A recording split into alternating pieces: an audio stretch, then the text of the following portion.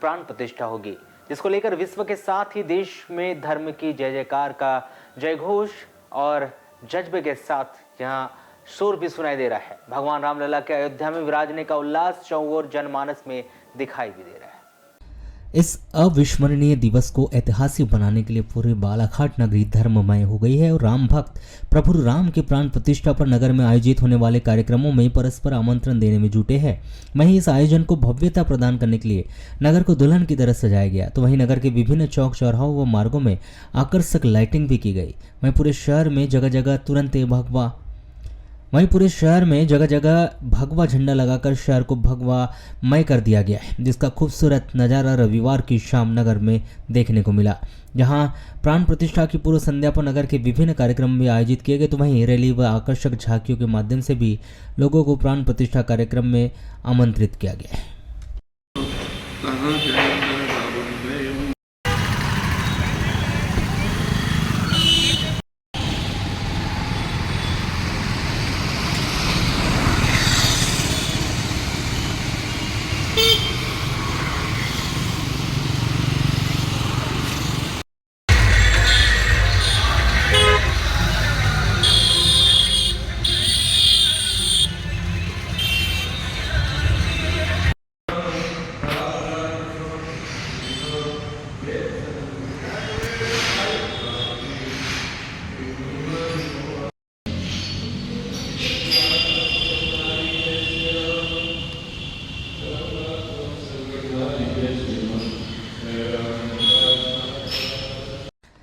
इसी कड़ी में बालाघाट शहर के मोतीनगर वार्ड नंबर 33 के बाल हनुमान मंदिर को भी भव्य रूप से सजाया गया है। वहीं अवधपुरी कॉलोनी वासियों ने अपने पूरे क्षेत्र में आकर्षक साज सज्जा की है। प्राण प्रतिष्ठा की पूर्व संध्या पर लोगों ने घरों में दिए भी जलाए, आंगन में रंगोलियां डाली, जिसका दृश्य देखते ही बन रहा था।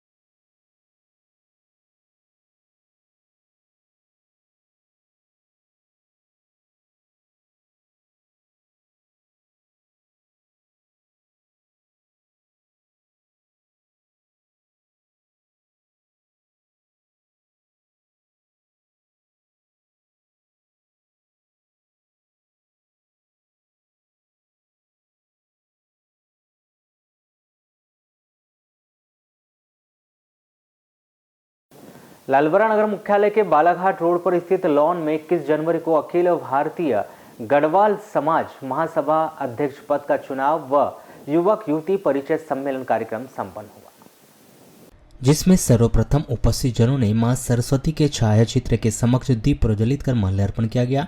इसके बाद अखिल भारतीय गढ़वाल समाज महासभा अध्यक्ष पद के लिए चुनाव की प्रक्रिया प्रारंभ की गई और अध्यक्ष पद के लिए 3 लोग सचेंद्र से लेकर झाम सिंह नागेश्वर रामकिशोर ब्रह्म के द्वारा नामांकन फॉर्म जमा करने के बाद उन्हें चुनाव आवंटित किया गया। इसके बाद मतदान की प्रक्रिया प्रारंभ हुई। 18 से ऊपर के सभी वयस्क मतदाताओं ने मतदान किया, जिसमें 157 मत सत्येंद्र से लेकर 7 मत झाम सिंह नागेश्वर व 8 मत रामकिशोर ब्रह्मे को मिले। इस तरह सत्येंद्र से लेकर विजयी हुए, जिन्हें अखिल भारतीय गढ़वाल समाज महासभा का अध्यक्ष निर्वाचित किया गया।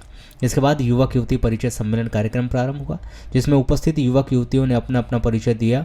साथ ही नवनिर्वाचित महासभा अध्यक्ष का सम्मान भी किया गया। जय श्री राम।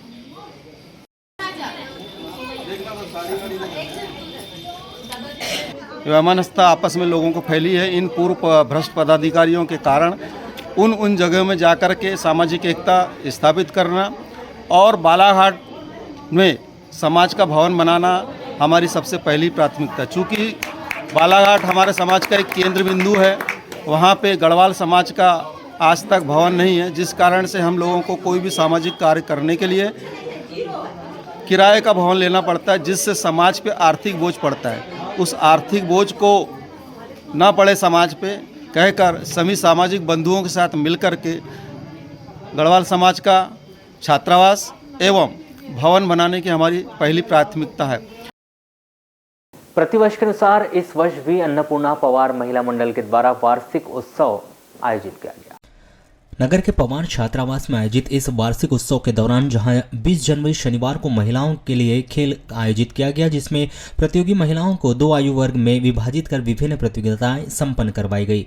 इसमें 55 वर्ष के ऊपर और 55 वर्ष के नीचे आयु वर्ग की महिलाओं ने हिस्सा लिया। इसमें चम्मच दौड़, एक हाथ से चना उठाकर सर की टोकरी में डालने की प्रतियोगिता सहित अन्य प्रतियोगिताएं भी संपन्न कराई गई। तो वहीं वार्षिक उत्सव के दूसरे दिन रविवार को सांस्कृतिक कार्यक्रमों के भी आयोजन किए गए, जिसमें महिला मंडल के सदस्यों व सामाजिक बहनों ने बढ़ चढ़ कर हिस्सा लिया। इसमें महिलाओं के द्वारा मंचासीन होकर एक से बढ़कर एक नृत्य और नाटक की प्रस्तुति भी दी गई।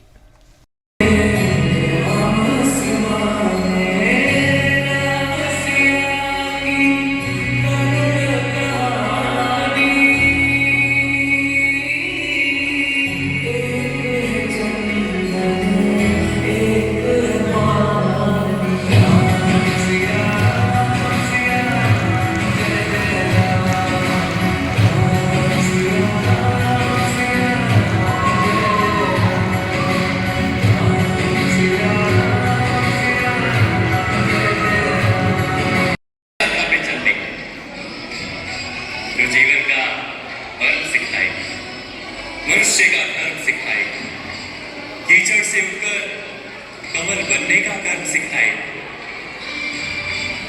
और इस यात्रा का नाम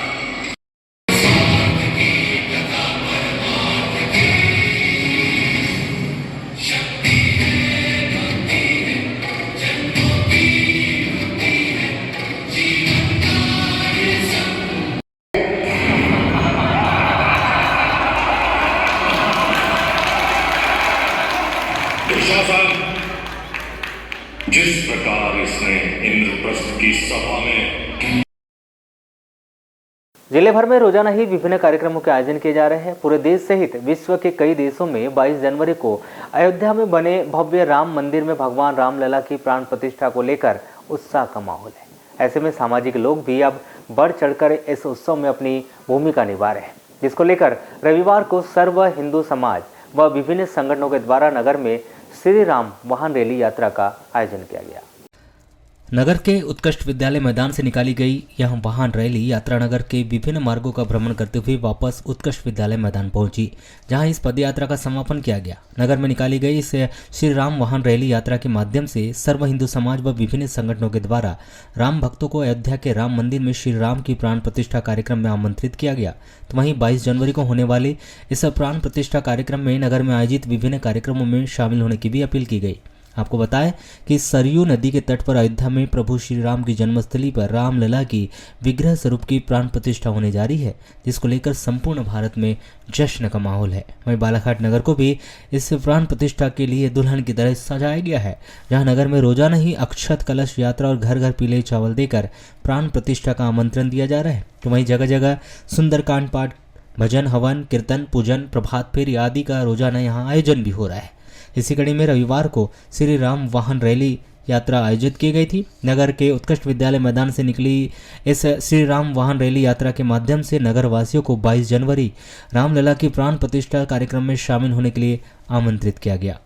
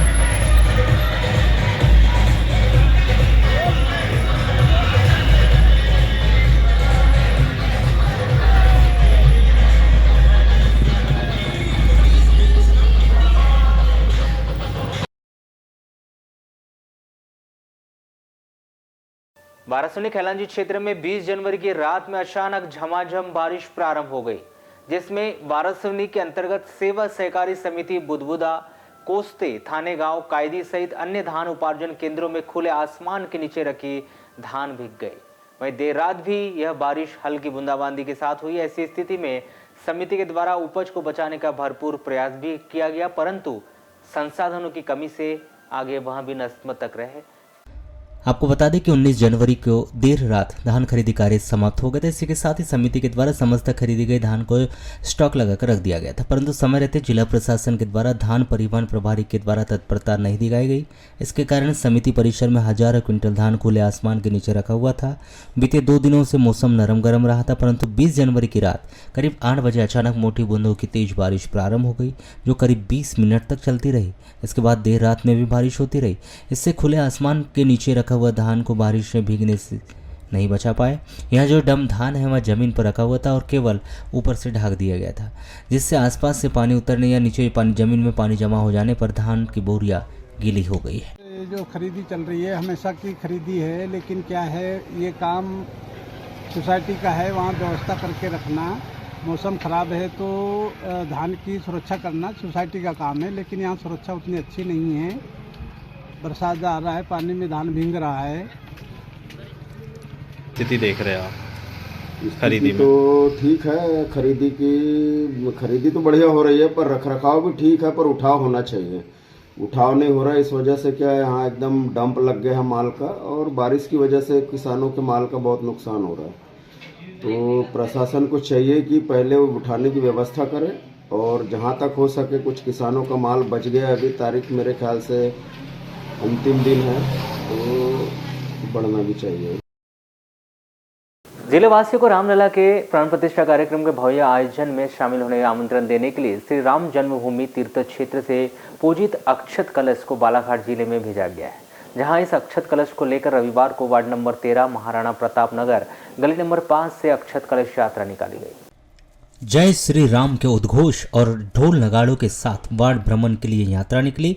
रविवार की दोपहर इस अक्षत कलश यात्रा को नगर के वार्ड नंबर 13 महाराणा प्रताप नगर की संपूर्ण गलियों में घूम घूम कर घर घर ले जाया गया, जहां देर शाम वापस गली नंबर 5 में इस अक्षत कलश यात्रा का समापन किया गया। इसके उपरांत विशेष पूजा अर्चना कर प्रसाद का वितरण किया गया। उधर वार्ड नंबर 13 में आयोजित इस कलश यात्रा का जगह जगह स्वागत भी किया गया, जहां उपस्थित जनों ने स्थानीय धर्मावलंबियों के साथ कलश यात्रा निकालकर अयोध्या के राम मंदिर में आयोजित प्राण प्रतिष्ठा कार्यक्रम में शामिल होने के लिए वार्ड वासियों को आमंत्रित भी किया। कहाँ से निकाली गई, कहाँ खत्म होगा वो भी डाल देना। क्या मैं चले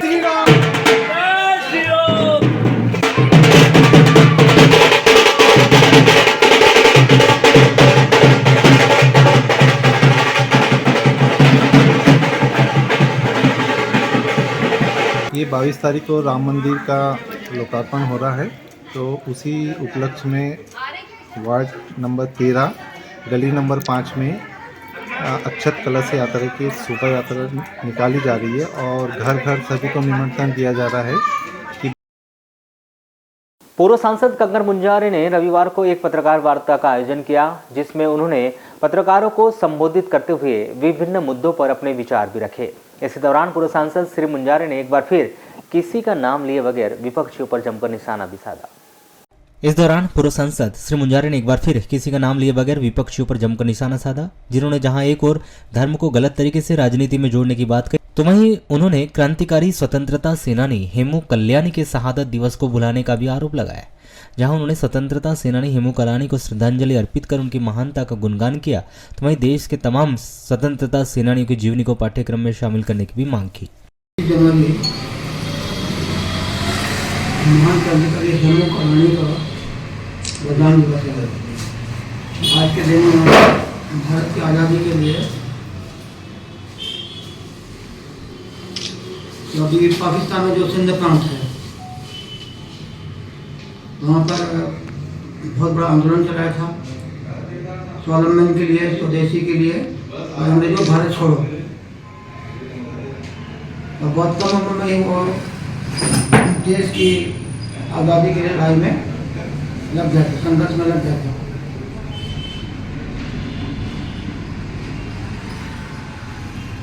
सिंध प्रांत से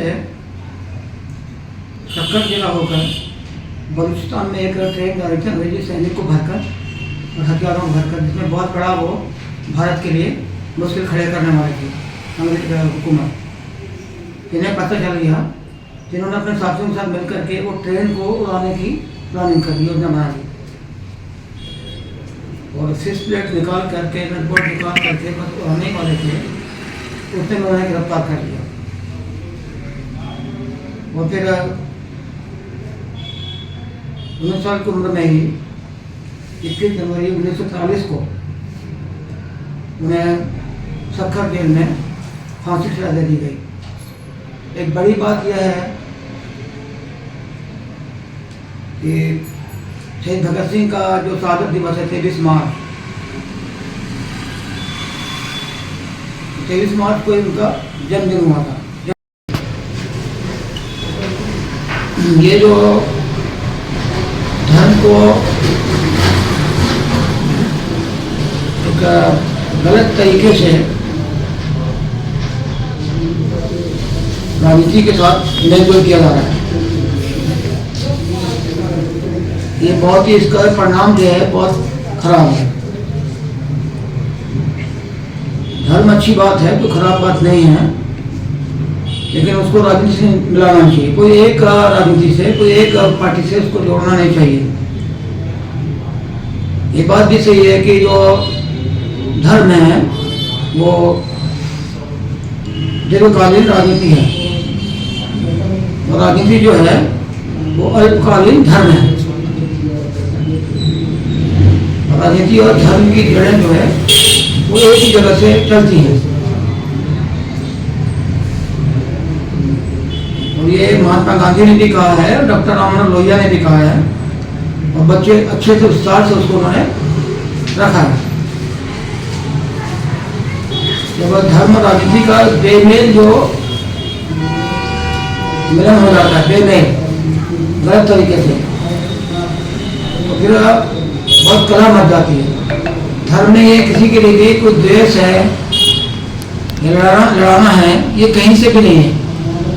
लेकिन धर्म में ऐसा होना चाहिए कि सही तो होना चाहिए, लेकिन आपस में एक प्रेम, एक सम्मान, एक अच्छा भाव होना चाहिए, भाईचारा होना चाहिए।